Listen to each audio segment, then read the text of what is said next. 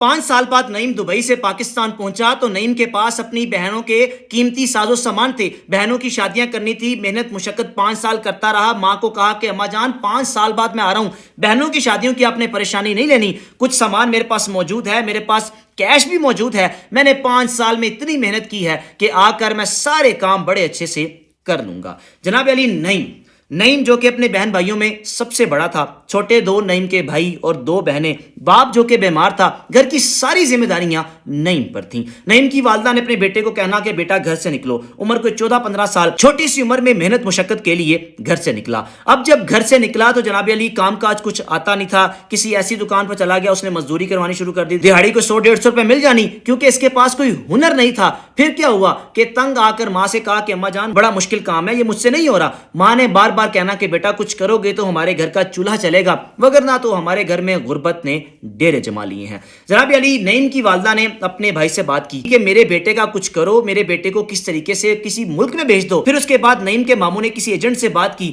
Agent نے کہا کہ پہلے 2-3 مہینے کی تنخواہ میں رکھوں گا اور پھر اس تنخواہ کو آپ کو مجھے دینا پڑے گا, یوں میں آپ کے بیٹے کو پاکستان سے دبئی بھیج دیتا ہوں. جناب علی نعیم کی والدہ خوش کہ میرا بیٹا دبئی جا رہا ہے, کوئی بات نہیں, 1-2 مہینے کی تنخواہ اگر میرا بیٹا دے بھی دے گا تو وہاں جا کر ایٹ لیسٹ سیٹل ہو جائے گا. اب جب جناب علی نعیم پاکستان سے دبئی پہنچا, گھر میں غربت نے ڈیرے جما رکھے تھے. باپ بیچارہ بستر ایک مرگ پر تھا, چھوٹے بھائی تھے وہ بھی تعلیم حاصل کر رہے تھے, ان کی تعلیم کے اخراجات بھی برداشت کرنے, پھر بہنوں کی ذمہ داریاں سر پر تھی, باپ کی دوائی دارو ساری ذمہ داریاں نعیم پر تھیں. اب جب نعیم جناب علی پاکستان سے دبئی پہنچا, محنت مشقت کرنے والا نوجوان تھا. بس کیا تھا کہ پاکستان میں محنت مشقت کر کے اتنے پیسے نہیں ملتے تھے, محنت کا وہ اتنا پھل نہیں ملتا تھا, جس کے باعث اس نے دبئی میں جا کر جب محنت کی تو پیسے جو کہ ڈبل ٹرپل ملنا شروع ہو گئے اور یوں گھر کے حالات بہتر ہونا شروع ہو گئے. 5 سال جناب علی یوں ہی گزرتے رہے. نعیم نے گھر پیسے بیچتے رہنے اور فیصلہ کر رکھا تھا کہ جب تک بہنوں کی شادیوں کے پیسے مکمل نہیں جوڑ پاؤں گا, کچھ زیورات یہاں سے نہیں خرید پاؤں گا, یہاں کچھ ایسی اشیاء اور اتنے پیسے نہیں بنا پاؤں گا کہ جس کی وجہ سے جا کر میں پاکستان میں کوئی کاروبار کر سکوں, پھر ہی میں پاکستان واپس جاؤں گا.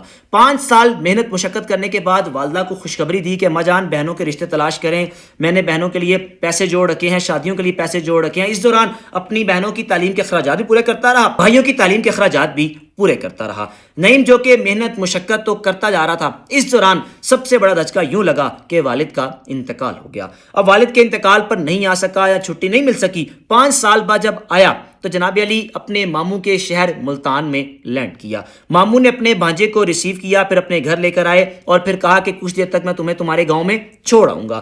کچھ دیر کیا چھوڑنی کہ نعیم کے ماموں کی شاید گاڑی خراب ہو گئی. نعیم کے ماموں نے آگے سے اپنے کسی رشتہ دار سے کہہ دیا کہ آپ میرے بھانجے کو چھوڑ آؤ. اب جناب علی نعیم اپنے ماموں کے اس رشتہ دار کے پاس پہنچا جو کہ اپنی گاڑی ایک جگہ پر ٹھیک کروا رہا تھا. نعیم جب وہاں پر پہنچا تو آگے سے ماموں کے عزیز نے کہا کہ بیٹا گاڑی ٹھیک کروا رہا ہوں, آپ ایک کام کرو, کچھ دیر میرے گھر میں رک جاؤ, میرے والد صاحب کے ساتھ گپ شپ لگاؤ, میرا بھائی بھی وہاں موجود ہے, گپ شپ لگاؤ, جیسی گاڑی ٹھیک ہوتی ہے میں تمہیں لے جاؤں گا. اب جب نعیم اس رشتہ دار کے گھر پہنچ گیا, نعیم کے ماموں کو یہی ہے کہ میرا بھانجا جا چکا ہے, اور دوسری جانب نعیم ماموں کے اس رشتہ دار کے گھر آ گیا. رات جو کہ زیادہ ہو چکی تھی, پھر آگے سے اس رشتہ دار نے کہا کہ اب تو بہت دیر ہو گئی ہے, صبح میں تمہیں چھوڑ دوں گا, کیونکہ اس وقت تمہارے پاس قیمتی سامان بھی ہے, تم دبئی سے آئے ہو, تمہارے پاس کیش بھی ہوگا, سونا بھی ہوگا, یعنی قیمتی تحائف بھی ہوں گے. وہ سب کچھ کہتا رہا ہاں ہاں میرے پاس ہیں. یوں جناب علی ان کی سازش یہ تھی کہ اپنے پاس ساتھ گھر رکھ لیا. رات کو دودھ میں کچھ ایسی ادویات یا کچھ ایسی چیز ملا کر دی جس کے باعث جناب علی نعیم بے ہوش ہو گیا. اب بے ہوش ہوا تو اس کے بعد اس کا سارا سامان چیک کیا. سامان میں جناب علی قیمتی اشیاء بھی تھی, بہنوں کے کچھ زیورات بھی تھے, اور سب سے بڑی چیز کہ اس کے پاس کیش تھا جو اس نے 5 سال تھوڑا تھوڑا کر کے جمع کرتا رہا. جناب علی وہ رشتہ دار ماموں کے بے ایمان ہو گئے. بے ایمان کچھ یوں ہو گئے کہ فیصلہ کیا کہ نعیم کا قصہ تمام کر دیتے ہیں.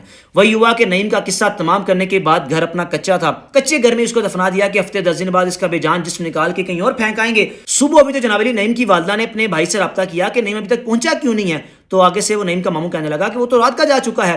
پھر اس کے بعد نعیم کے ماموں نے اپنے رشتہ دار سے رابطہ کیا کہ نعیم کا کیا بنا, نعیم پہنچا نہیں. اس رشتہ دار نے کہا کہ آپ کو پتہ ہی ہے میں رات کو گاڑی ٹھیک کروا رہا تھا, گاڑی پہ ٹائم لگنا تھا, آپ کا بھانجا خود چلا گیا. نعیم کا ماموں پریشان کہ یہ کیا ہو گیا, نعیم کہاں چلا گیا, اور اس کی بات پر یقین بھی کر لیا. جب جناب علی نعیم کا ماموں اپنے اس عزیز کے گھر پہنچا تو اس گھر سے مہک پتہ کس چیز کی آ رہی تھی؟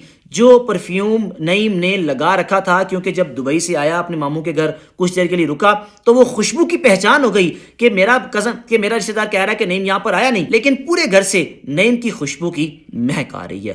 جناب علی، نعیم کا ماموں جو کہ بڑا حیران و پریشان، اس نے کہا کچھ تو گڑبڑ ہے، ایسے نہیں ہو سکتا، نعیم جاتا تو گھر جاتا، اور ہاں اگر نہیں گیا تو اس گھر سے مہک آنے کی کیا وجہ ہے، کیونکہ میرا رشتہ دار کہہ رہا ہے کہ نعیم یہاں پر آیا نہیں۔